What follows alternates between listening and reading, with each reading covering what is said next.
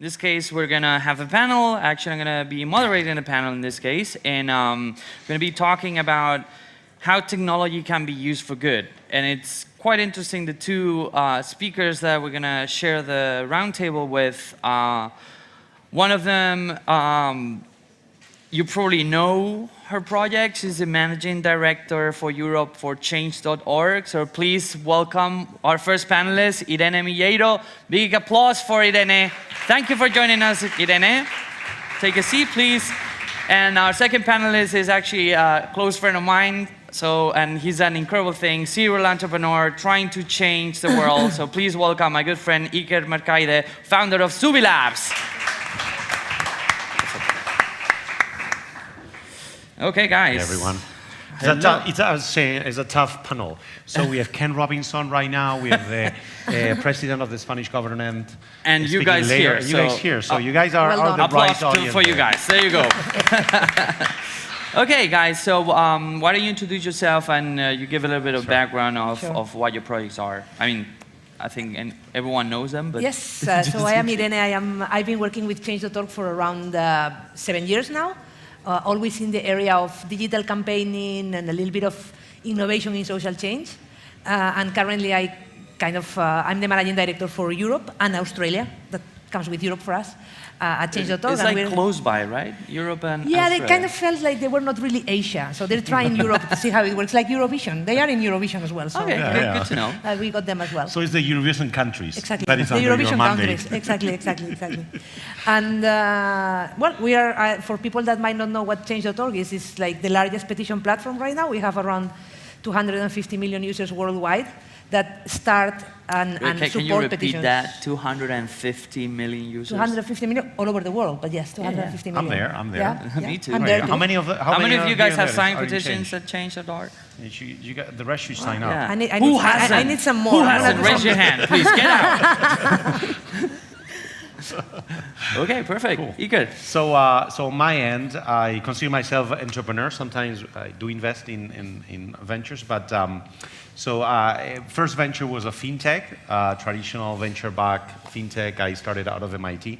I typically start companies. I call myself a dumb entrepreneur because I start companies when I suffer things firsthand.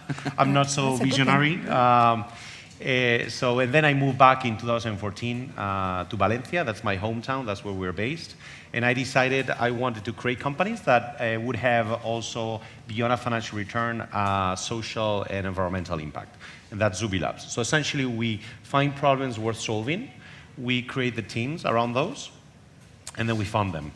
And we're interested in different teams. And this is, with these teams, we fund them and create for-profit companies that have kind of that triple bottom line mindset.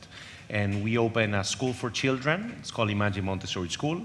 This is our third year, with 130 children, and foster personalized education and a bit different, a bit more innovative.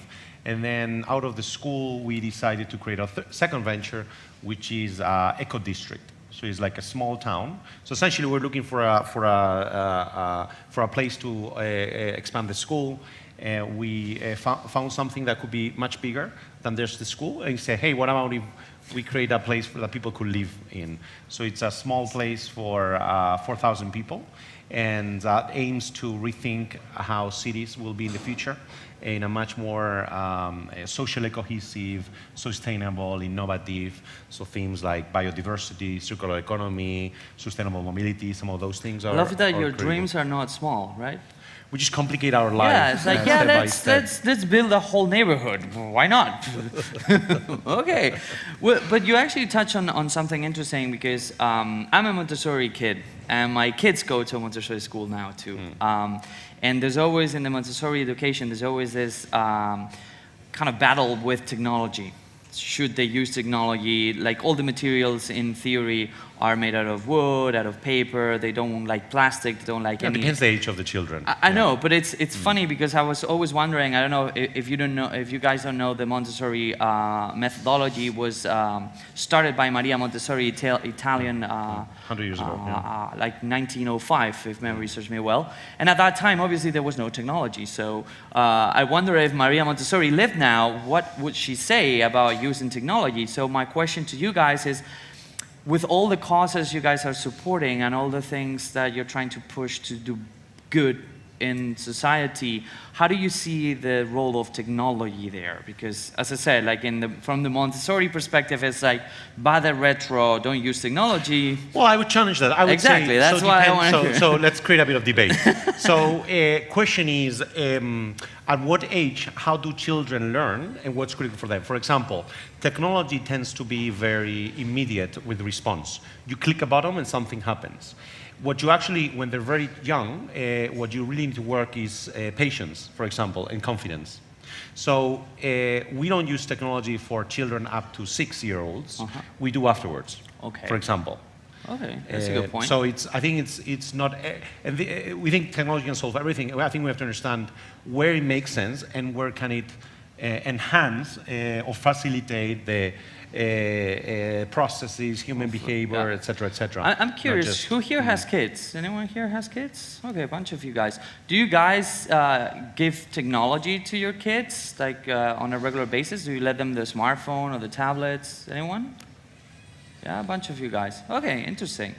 Yeah, so it's a tough balance. Yeah, it depends on the age. Yeah, and this is, I mean, it's really hard. And this is the idealistic scenario, and that's what's happened. Is like at the end, it's like, you know, their friends are seeing some videos. They want to see some videos. They're gonna, whether it's with you or with someone else. No, but so I think it's how do you manage some of those it's interesting things. because I work in technology and I've been working for the past 20 years in technology, cutting edge technology. And my friends ask me, do you use technology with your kids? And when I tell them that that's not necessary at home, I mean, we use it. We have Alexa, Amazon Echo at home, and the kids put music with Alexa, and it's hilarious when they go, Alexa, put the music.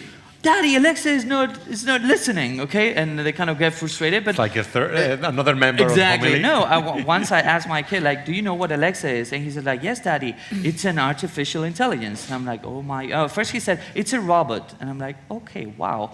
But, so, you know, there's this different angle. So, I don't know, how do you see that from your perspective? How has technology changed what you guys do? For us, I mean, one of the things I love about technology, I worked in traditional NGOs before. And for me, one of the amazing things of technology is that it has reduced the barriers for anybody to be able to start a movement or start a campaign or start asking for a change. If you would look at it at the social change arena 15 years ago, you actually had to be a big NGO or a big UN or a big corporation with a lot of money to actually be able to provoke changes in the legislation, in society and in other places. It was impossible for just one person to try to address those issues. For me, the fascinating thing with technology is that it has facilitated that.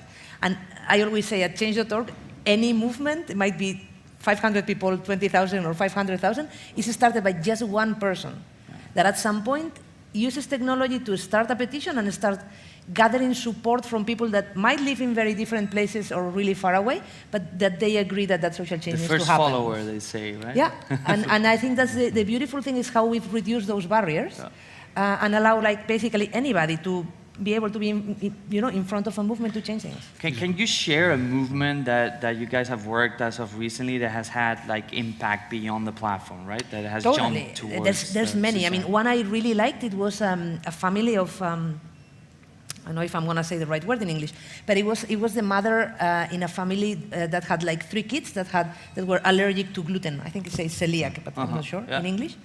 And they started a petition just asking the government to, in a way, subsidize the products that are gluten-free because they're really expensive. Yeah. And if you don't have a lot of money and you have 3 kids that have this problem, your life becomes very expensive.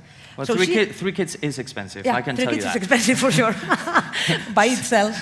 By itself, it's expensive. So she started this petition, probably thought, most people that start a petition think that it's going to go nowhere, but they try anyway. It gathered in Spain over 147,000 signatures with so many families that had the same problem and said, you're totally right. And at that moment, she realized and she thought, wow, I'm not alone. There's actually a lot of people that have this. And they've created an organization out of the people that signed that petition, which is called Celiacs in Action, I think. Oh, wow. And what they're doing is just, doing their own lobby and getting the families together and doing their own lobby for that issue. Structuring. So it's just like a place where this person found a lot of people with a common interest, and they took that outside, and they're going to continue that agenda. So I think those are beautiful cases.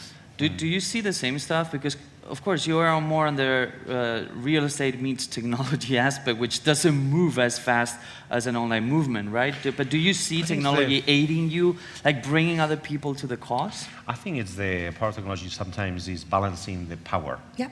I think it's how now everyone has a voice, and if you convince people around you. So for us, what we're trying to, in some sense, the essence for us, for La Pinada, it's called Barrio La Pinada, is on one end is not just having, say, ambitious sustainability objectives, around carbon footprint, around biodiversity, about many of different things.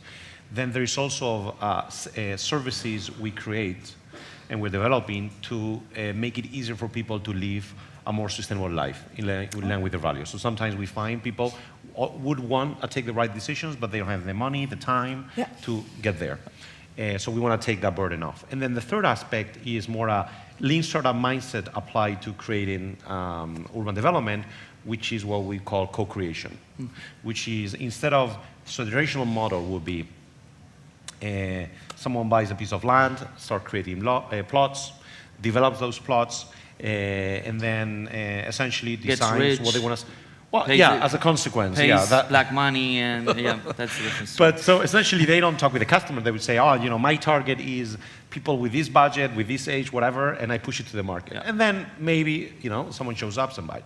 We're trying to turn it around and say, let's figure out who share the values of La Pinada, wants to live there, and then let's ask them a few questions, one of them being, what's your budget, and how would you like to live? Okay. And then we involve them, and we define the product together with them. So we have we have 3,000 people sign up to live there. Like every month and a half, a subset of that. 3,000. Yeah. Wow. That's amazing. So we first thing we put a landing page, said, hey, here's what we're up to, and a button there and say, I want to live there. And we had 3,000 people sign up. So it's been pretty amazing. And we've been excited, in Valencia, 3,000 people committed to some of these things. But the question is, do you have a location from those 3,000 people? Are all from Valencia, or you're getting requests from people from elsewhere? So initially we thought, this would be a great place for families with children, because that's kind of how our demographics, at least the founding team. But it's interesting, that has been 60%. We have seniors that have signed up, with people with digital nomads, with people from overseas, with people from Switzerland sign up. Wow. We've had families, no children, we have singles. So we've had a bit of everything, which is really interesting, because that's a region, that's the city itself. Yeah. And that ends up creating a much more socially cohesive. So for us, on one end, it's the tools that we leverage for interacting with our community, etc., and giving the power back again, and we can talk about governance and so on, and kind of creating that community and social cohesion. And then also, it's all these different services that we're launching together with our startups. We act as corporate venture in some sense, work with startups. We also work with other corporates to develop joint solutions. And then some of these services actually become spin-offs. So then we pull other entrepreneurs or people that are kind of share some of our... In a way, it's kind of a lean startup approach to urban design, right? Yes. It's kind of turning it the other way Upside around. down, Like what we've seen in a lot of companies where they start... Before it was like, I know what the product is going to be, and now they're asking everyone, okay, what product should we design? But the other way around. Interesting. So I'm going to be a little bit, let's take the other angle. When have you seen technology in your platforms and in your product going wrong? Like, have you seen, for example, campaigns that started with a good idea, but then it just completely derailed, or not so much that, but I mean what is clear is the same way that social media sometimes is used for the wrong things. It happens the same with our platform. There are petitions that are trying to harass somebody, or they're trying to defamate somebody. I mean, that happens. We take them down, or we take the measures that we need to take.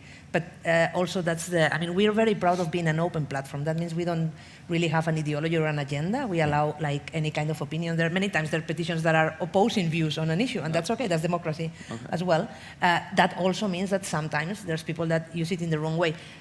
The good thing is that from, we have, if we talk about Spain only, we have around 2,000 petitions started every month I was going to ask you, like, what's the ratio? Yeah, but if we have 2,000 petitions, maybe like, I don't know, like 3, 4 of them might be, you know, like the wrong thing, but most of the time people use it in the right way. Well, but that actually sparks an interesting question, because I think when you look at what's happening right now in technology, when we look about what's happening with Facebook, to put an example, and how people are criticizing when Facebook takes something down or when they keep it up, and there have been a lot of interviews around what kind of rules do they use to decide if that is acceptable and that's not acceptable. You know, is showing a boob acceptable or not? And then you have breastfeeding, right? And but what is that's the human? So decisions that are taken on top of technology. So technology is agnostic. Sometimes you example is like it's like a knife, or like a company. You can take a company and like a knife and make a beautiful apple pie with your son. That's a use. Another use is you take that knife and you kill your neighbor. Same technology companies. No, obviously, but my point is technology kind of augments those kind of not black or white decisions, right? We do them every day, but this kind of takes it to an exponential level. Totally. So in your case, obviously 2,000 a month is manageable, but imagine that you had like 2,000 Well, 2,000 is day. in Spain. In Spain. But like if you put it all together, I don't know, we probably have like, I don't know, 10,000 or more or 20,000 petitions a month. Yeah, but you have different teams, I'm guessing. We have a policy team, a global policy team. Actually, I'm managing also the policy team. And it's not like, I mean, it's not easy. There are rules, but there's a lot of like context to be added and a lot of like day-to-day situations. I really recommend, if you haven't seen it yet, a documentary called The Cleaners. I'm not sure, I think it's in Netflix, I don't know exactly where I saw it, which is about the people that take those decisions at Facebook in the Philippines. Oh, yeah, it's an amazing documentary. I've heard about that. I think like normally these issues are more difficult than what it seems, more complex. And I think partly we're still in the process of trying to regulate this big country we have that is called the internet.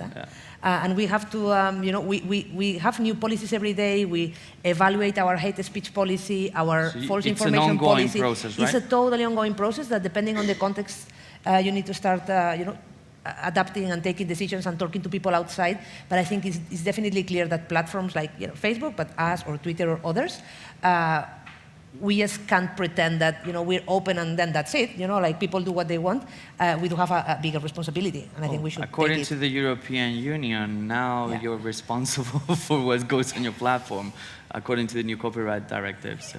Yeah, I mean, I think I think there's a responsibility, and I think, but there are groups of internet industry that are already talking about this and about how we address these challenges together, because definitely there are challenges. And Ike, do you see the same stuff with the people you co-create stuff? Is there? We set expectations from the beginning. Being part of, say, these co-creators group doesn't mean we take necessarily everything. And there is a commitment. You tell us, and we listen, and we'll do our best. So someone comes and says, I have no budget, but I would like to have a wonderful place, and all this bunch of services, like that's not doable, for free, right? So I think that's a model, it's a model of governance and kind of setting those rules of the game that everyone kind of accepts. And I would agree that there is, we say we co-found businesses that make the world better, but it all links to also like identifying what are the positive impacts you make, kind of intentionally pursuing those, and also conscious of potentially what are the externalities you're creating. Right? But that's a very good point. I mean, one of my major points of criticism has always been when companies wait until the shit hits the fan to actually apply something to the problem, instead of being more proactive and say, okay, this will eventually happen. Can we put at least some kind of safety net when this happens, right? But I was just thinking, because I did some writing around the co-living situation, and how there's a big bridge between the system handing out spaces for people to live together. But then there's always a human element where then other people would complain that this guy is very loud and we don't want to talk to that guy. So how do you intend to manage that? Because technology obviously helps with coordinating, but there's still this, I would say, subjective aspect of interaction, social interaction between humans. And it's important. Actually, we would aim to create social value from social interactions, those things. I would say is, hey, we enable we enable people to organize around their interests and motivations. And in fact, if you don't get along with your neighbor, it's fine. You can move to another spot.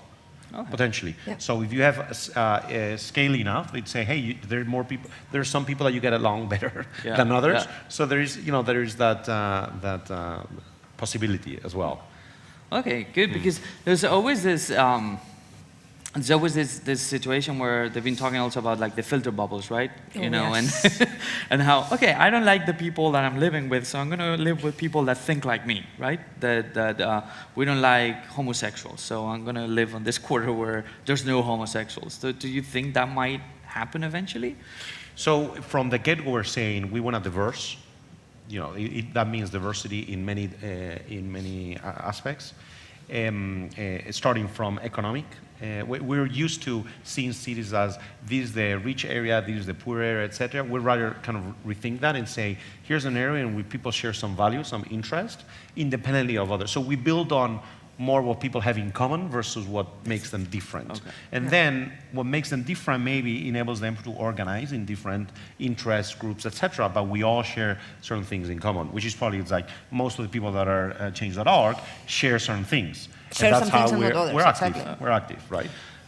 So if you had a magic wand, now talking about technology and all the stuff that's happening around technology, and you could fix something, I mean, what would you like to see technology being used for good, beyond your projects, obviously? I would want people to put their time and efforts in creating things that have a positive impact. So when we think about our opportunities, there is a bunch of different companies that you set up. We filter a bunch that could be very profitable but don't have a social and environmental impact. And we say, we're going to spend time on these. I think all of us, are more happy if we give a purpose to what we're doing, and it's aligned with our purpose, with our values, etc. And that's what I would encourage in some sense and this is in many different ways. So a company we invested in is Solaris Off-Grid, which does energy access in Africa. So they have 15 people in Valencia and 200 in Tanzania, helping people access clean energy and avoid kerosene lamps and stuff. And this is a guy that was very motivated on that. So I think, and this links with what Ken Robinson was mentioning, is kind of your purpose and your elements. What are you good at? Kind of linking that in a way that not only matters to you, but for the for the rest of the world. I think it's great, and that's what I would encourage people to use their abilities and their tech ideas. Okay. I mean, for me, I think increasing the tools available for people to realize the power they have, so the decisions of corporations and governments would actually respond to the real needs of citizens. I think this is something that even now it doesn't happen. Connect the needs. There's many other to connect the citizens and to give them way more tools to connect with their decision makers and to connect with corporations, so actually their needs are more taken into account. I think we need to shift power. I think, we might be living in democracies, so but I still think those democracies right? are still very much 4-year focused democracies where you vote once and that's your contribution. I think our contribution could be much more constant, and there could be much more constant feedback between decision makers and citizens, because the possibilities are there to do it. And I think we would be in a much better place where people still feel they have the power around the place they want to live, how they want to live, the norms they want to set around it. But I have a question around that. Is that, and don't get me wrong, I fully agree with you, but when I've seen those systems where you have complete freedom to connect both sides and to get the needs to the right people, most people get overwhelmed. That's the thing, and that's why I think we need to make things simple. And to be honest, I think one of the success factors of Change.org was to make it simple. I think there are ways to do that. And also, people don't necessarily need to be right all the time. I mean, the previous mayor of Barcelona, Xavier Trias, he was a heavy user as a mayor of our platform to respond to citizens' petitions. Mm-hmm. And that doesn't mean that he always said, 60,000 people have signed this, I'm going to do it. Sometimes he said, I'm not going to do this, and I'm going to explain you why. Explain it. Okay, wow. And I'm going to explain you that we took this decision because of this. And the reply from people were like, oh, wow, I had never thought about that part. I had never seen that perspective. Okay. I think it's about engaging in a dialogue. As you said, like, you listen to people, and sometimes you might be able to respond to their needs, and sometimes you explain why you can't respond to your needs.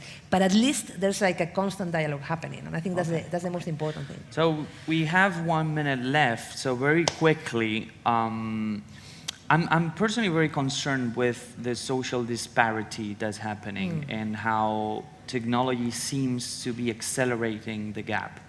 And if you look at the Gini coefficient in many countries, it's just like really, really growing really fast. So I wonder, can we counteract that somehow? In 2 words, what do you think technology could, I don't know, how can we, I wouldn't say fix, because I don't know if there's a fix to that, but how can we use this to at least relentize, right, and avoid that gap? If we had this answer to this question. I do think that what is really important, it was nice to see the kids that were here just before. I think technology can be used to offer more opportunities to people, but I think people need to own technology more. And it doesn't need to be like a top-down thing that most of the time comes from the United States, but more of like a bottom-up thing. We need to teach our kids how to use technology and allow them to be the ones that are going to solve the problems in the future and make the decisions and actually find their ways of living. So I'm quite education, optimistic. Basically. Education is technology. Always, We're going it's always full an circle important here. thing. It's always an important thing. I would say I agree with you. There is you see the stats say, well, on one end there is people in developing countries are benefiting from more solutions, etc., living better, and the rich are getting more, richer. But I personally am more worried about I'm fine with rich guys getting richer, but I'm very worried about the other guys making a living, living decently, having opportunities, etc., etc. And so I would say the focus should be on how we work. Yeah. Solaris is a great example. These guys have thousands of people they help. That instead of using kerosene lamps, by the way, 3 million people die every year in Africa with kerosene accidents, and they work. Many people walk 15 kilometers to charge their phones, and many women get raped on their way. Yeah. So it's all those things is that now they actually have like a solar panel with a battery and a pay-as-you-go system, and now they're more productive. They can study at night. So these are like some of the great examples, and these are for-profit company that is doing very well. Okay. So it's like finding some of those business, at least as entrepreneurs, as people from the tech space, finding more of those businesses that can help kind of the bottom of the pyramid, etc. And not just in developing countries, but I would say, we work with things with a lot of local impact as well, not just say in Africa.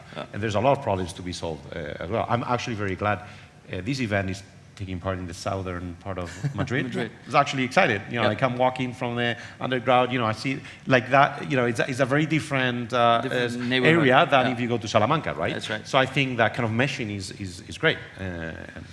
Okay, well, perfect. We've run out of time, guys. I hope you enjoyed it. And please, thank you so much, guys, for joining us today. Thank you. It's been a pleasure having you.